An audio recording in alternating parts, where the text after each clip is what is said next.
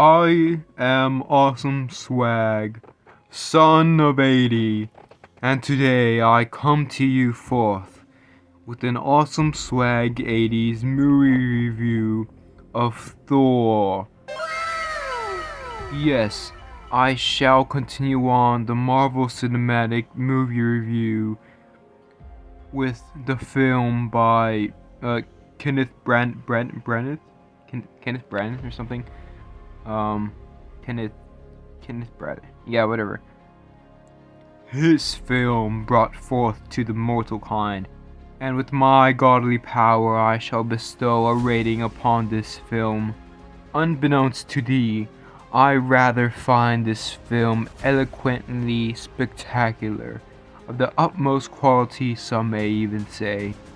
Well, perhaps not that good. Tis be a mighty good film. That's mostly it.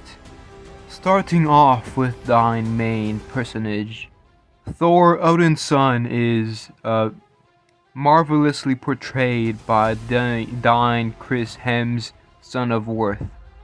I feel that the story, the epic of Thor Odin's son, is one similar to the one of Tony, son of Stark. Both come from privileged presence and past, and now must take their egotistical, selfish, narcissistic, and uncaring ways and turn that present into a brighter, more selfless, more heroic future for the good of all mankind.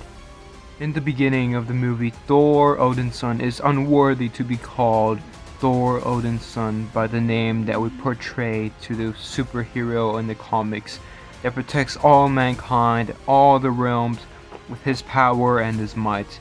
He is unworthy of that title, but as the movie goes on, he earns his title slowly, little by little, becoming more selfless, more caring, more thoughtful towards others and their wishes, and not just for his selfish wishes. I don't know how much longer I can. It was fun. It was fun all it lasted. I don't know how much longer I can keep this accent and all that. But yeah, I think the story of Thor is pretty good. Like I said, it reminds me a lot of Tony Stark, with him being a piece of shit at the beginning of the movie, a little daddy's boy with all the riches he could want, and then in the end he becomes a hero and earns the title of Thor, Odin's son, and worthiness of the hammer and all that. And I think Loki, the main villain, is also very good. He's pretty good. Before, when I watched this movie, I thought Loki, like, what's up with Loki? Like, I like, this is his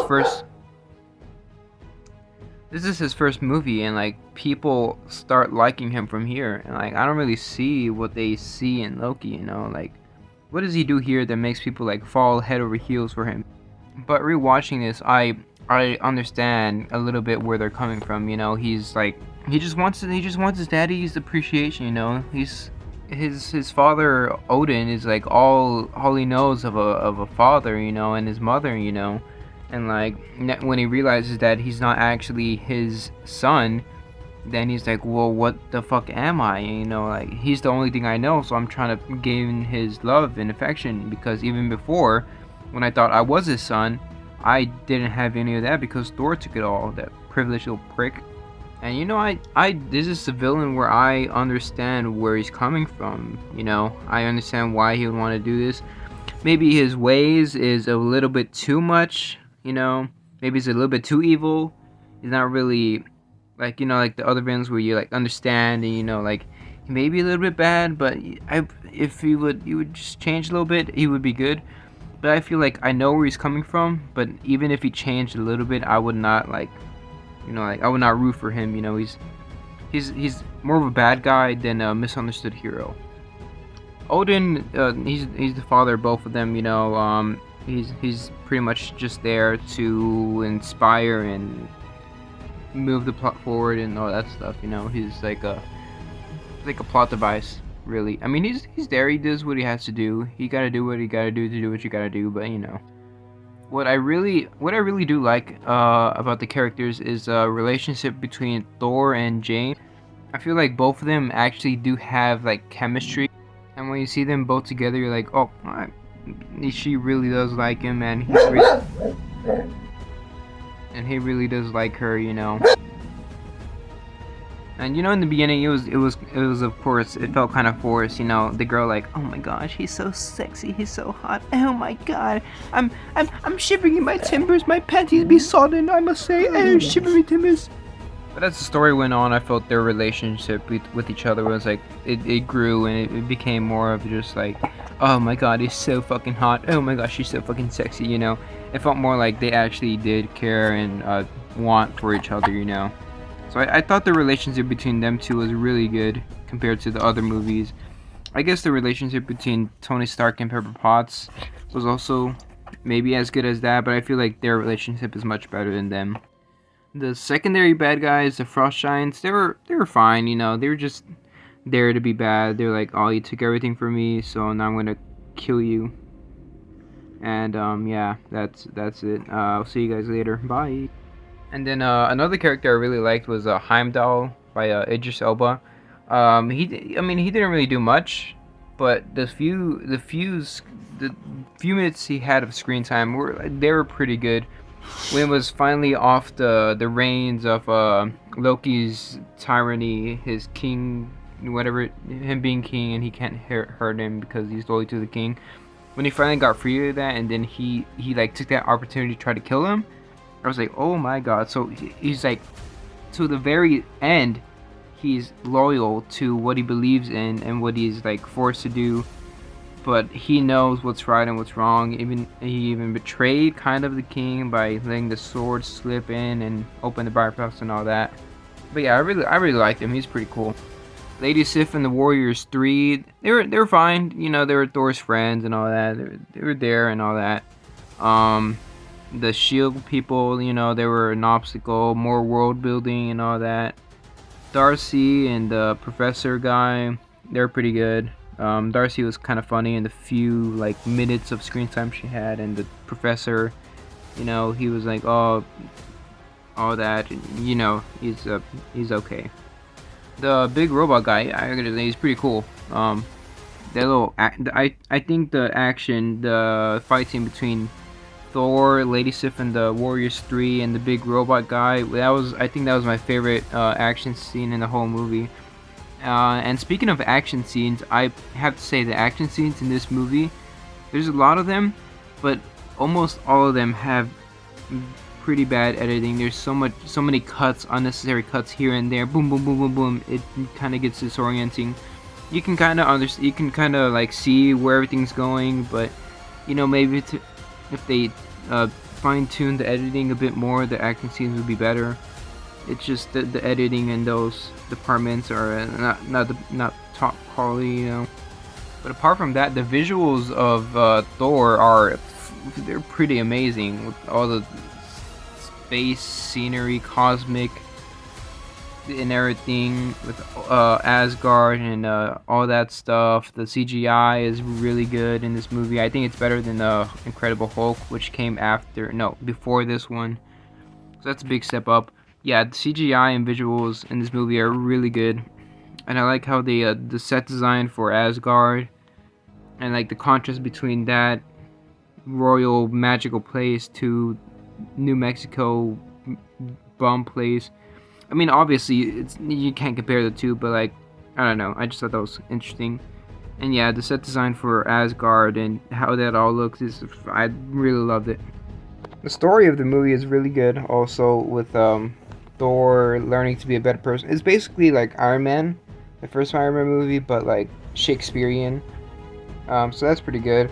Also, another thing that I personally like of the Thor movies is that Shakespearean, like, royal highness king vibe that the whole movie has, you know, with the, oh, Thor Odinson, you are not worthy to be in this location, I banish you to the mortal realm, and all that stuff. I really like that for Thor, that little vibe that the Thor movies have. And the last two Thor movies with their whole, oh, I'm goofy comedy, you know, all that stuff. I I find them funny, yeah. They're entertaining and all that. But I feel like Thor should have a more, maybe it's just because of the first movies, but I feel like Thor should have that Shakespearean feel to him, you know. I don't feel like Thor should be the comic relief character with the comedy movie. Like you think Thor, the god of thunder, and you think comedy, I don't think those two fit together very well. Thor, the god of thunder, king of Asgard, and Shakespeare and all that like royal highness stuff, that sounds more likely, you know. I just don't like how they changed it, you know, to this like comedy, you know. I feel like the Thor movies having that Shakespearean vibe to them would give you a sense of like being different, you know. It's not like trying to be Iron Man, or it's not trying to be like the Incredible Hulk, where like Iron Man's like the technological thriller, you know, you know, like rock and roll, and then like the Incredible Hulk is like the military spy type, you know, government military movie, you know, with war and everything. Well, not really war, but you know, that type of vibe, you know, the down to earth, you know, man versus government type movie. And then Thor is the mighty Shakespearean tale of epic times and the god of thunder, and how he saves the mortal man from the ungodly beast that lie within the other realms, and all that stuff, you know. I really miss that. I really miss that of the Thor movies. And I guess the last thing I can really talk about for Thor is I like how they don't like bore us with like only the New Mexico scenes and then only the Asgard scenes. They switch in between back and forth, you know, to keep us like hooked onto this story and then hooked onto that story. Not like fucking an hour of New Mexico and then 30 minutes of Asgard and then back to 30 minutes of New Mexico and then back to 10 minutes of Asgard for the finale and all that. You know, I like that they switch between the two to give us a bit of contrast and more difference, you know. And I think the finale is pretty good. I think Loki's death is pretty good. That final action scene was okay.